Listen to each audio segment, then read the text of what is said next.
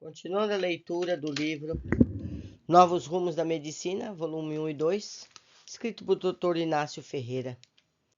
Hoje a continuação do capítulo anterior. Em 1848, Phileas Gage, capataz de cavouqueiros, estava um dia na pedreira preparando uma carga de dinamite. Colocara a dinamite em um buraco e estava a entupi-lo com areia, quando ela explodiu antes do tempo, arrancando-lhe das mãos a alavanca de que se utilizava, fazendo-a atravessar o lado esquerdo da maxila e sair pelo alto, na cabeça, na região frontal. Gage restabeleceu-se do acidente e ainda viveu depois disso 12 anos e meio. Uma parte considerável da região frontal dos seus hemisférios cerebrais foi destruída pelo acidente, mas verificou-se que isso não influía nas funções do corpo. Ele tinha domínio perfeito de todos os seus músculos, a vista, o ouvido, o olfato, o paladar pareciam ilesos. Seu cérebro foi conservado no Museu de Anatomia de Warren, na Universidade de Harvard, onde até hoje pode ser visto. Examinando-se esse cérebro, verifica-se que a parte destruída foi conhecida pelo nome de região pré-frontal esquerda, fonte David Dietz, Maravilhas da Medicina. Para terminar, mais 2 fatos conhecidos no Brasil. Mais outros fatos ainda deparei em minha vida clínica, para os quais os nossos conhecimentos não conseguem explicação satisfatória. Havia um caboclo, um tanto aventureiro, valentão, estróina, de gênio irregular, impulsivo, dado a libações, nunca chegando à embriaguez. Era, entretanto, trabalhador, entregando-se ora aqui, ora ali, em trabalhos vários, cumprindo regularmente os seus deveres. De uma vez, numa venda de estrada, num bar de estrada, no domingo, veio à baila o suicídio de uns classificavam de covardia diante das contrariedades removíveis, outros de ato de coragem, porque atentório da própria vida. Este emitiu a última opinião, declarou ser ali o único homem de valor, e ia prová-lo. Deitou-se debaixo de uma árvore, sacou de uma garrucha de 2 canos, encostando-a quase ao peito, desfeixou 2 tiros em direção ao coração. Necropsiado, esse original teve curiosidade de examinar-lhe o encéfalo. Aí deparei fenômeno notável. Havia um processo crônico de meninge cefalite generalizada. As meninges aderentes entre si e as circunvoluções, estas por sua vez fundidas umas às outras, formavam uma massa estranha, fundidos todos os tecidos por infiltração abundante.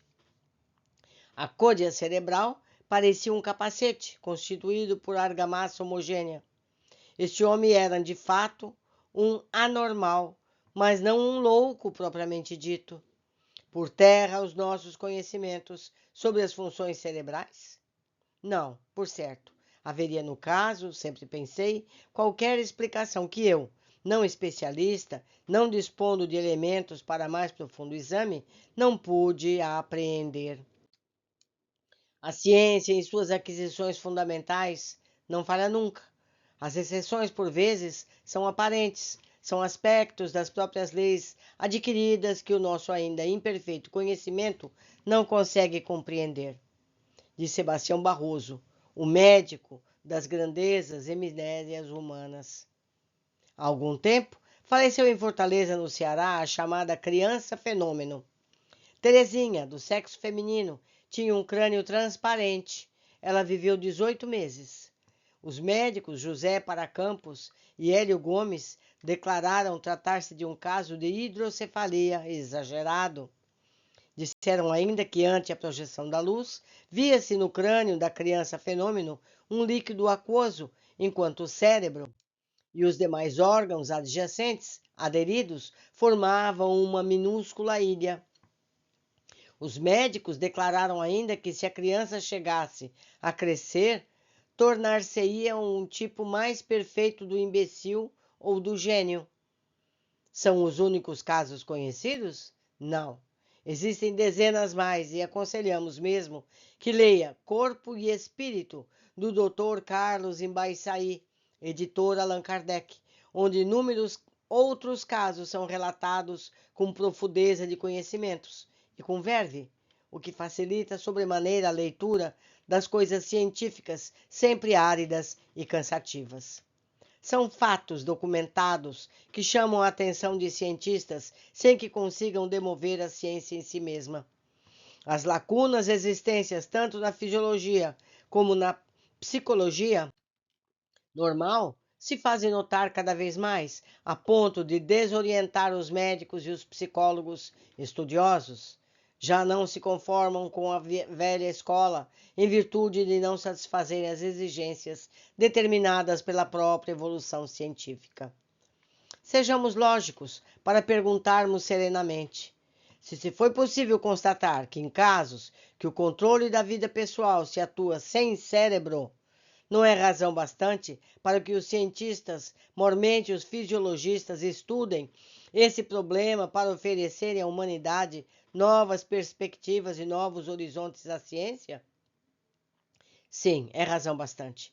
Felizmente, pairam a dúvida e a incerteza de um lado e afirmativas por outra parte.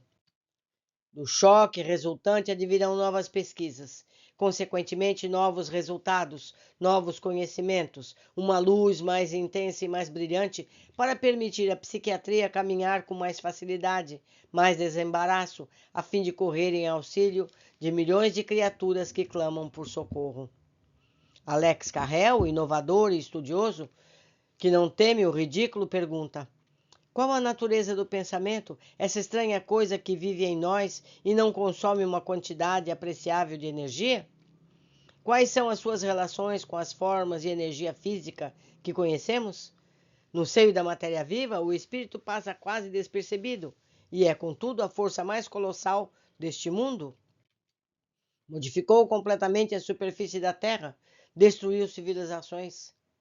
Será produzido pelas células cerebrais como insulina, é pelo pâncreas e pelo bílis pelo fígado? Tratar-se-á de uma espécie de energia diferente das estudadas pela física, mas que não se exprime pelas mesmas leis? Dever-se-á considerar o pensamento como um ser imaterial, exterior ao espaço e ao tempo e às dimensões do universo cósmico, inserindo-se por um processo desconhecido no nosso cérebro, o qual seria a condição indispensável das suas manifestações e determinaria as suas características? Gustav Gelley responde: a exteriorização e a subconsciência superior são dois aspectos inseparáveis da mesma manifestação psíquica. Uma porção da força, da inteligência e da matéria pode ser exteriorizada do organismo, operar, receber, organizar e pensar fora dos músculos, dos órgãos, dos sentidos e do cérebro. Ela nada mais é do que a porção subconsciente, elevada do ser. Constitui verdadeiramente subconsciente exteriorizável e coexistente no ser consciente e normal. A psiquiatria ainda não pôde, com o bisturi da vaidade, separar a alma do corpo. Persiste no estudo do conjunto que tem sido a causa dos seus insucessos. Incapaz de separar o que pertence à matéria e o que pertence ao espírito, continua na luta atordoante, descrendo da fisiologia, percebendo a confiança nos laboratórios e até mesmo no efeito dos medicamentos. Espírito e corpo não podem ser separados e, por isso, o psiquiatra, embora tratando de uma psicopatia em estado adiantado ou com casos mais insignificantes de desarranjos cerebrais, deve procurar-lhes tanto as causas mentais como as físicas. Pode-se avaliar, por este breve relato, a fragilidade do terreno em que se apoiam os psiquiatras materialistas, confiando na anatomia cerebral, fisiologia e histologia nervosa, que ainda não se acham à altura de resolver os problemas dos distúrbios nervosos e psíquicos. O cérebro, em torno do qual a psiquiatria se apega como verdadeira tábua de salvação? Com as observações apresentadas, ficaram lançadas, pelo menos, a dúvida, a incerteza. Sigamos outro caminho. já que o atual tem apresentado também tropeços e desilusões. Separemos a alma do corpo, continuemos a perscrutar os escaninhos deste, mas levemos aquela para o laboratório científico. Procuremos dissecá-la com o bisturi da razão e do raciocínio. Sem o estudo da alma e do espírito, não se dará um passo a mais em prol da psiquiatria, em benefício de milhares de criaturas que se acham isoladas da sociedade. Que os médicos psiquiatras folheiem os compêndios espiritualistas. São centenas, milhares de obras de valor, onde encontrarão o necessário, o preciso, o imprescindível para guiarem pelo caminho da verdade.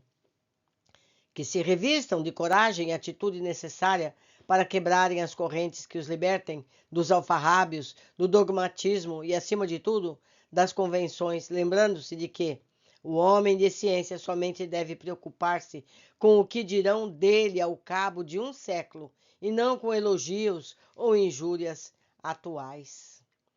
Meus amigos, há um ditado que diz que a ciência só progride à medida que morrem os velhos cientistas, porque os novos vêm com as ideias novas. Os velhos cientistas não querem mudar suas ideias, mesmo percebendo que já mudaram os fatos. Por hoje ficamos aqui, aguardo todos na sequência desse nosso estudo. Abraços.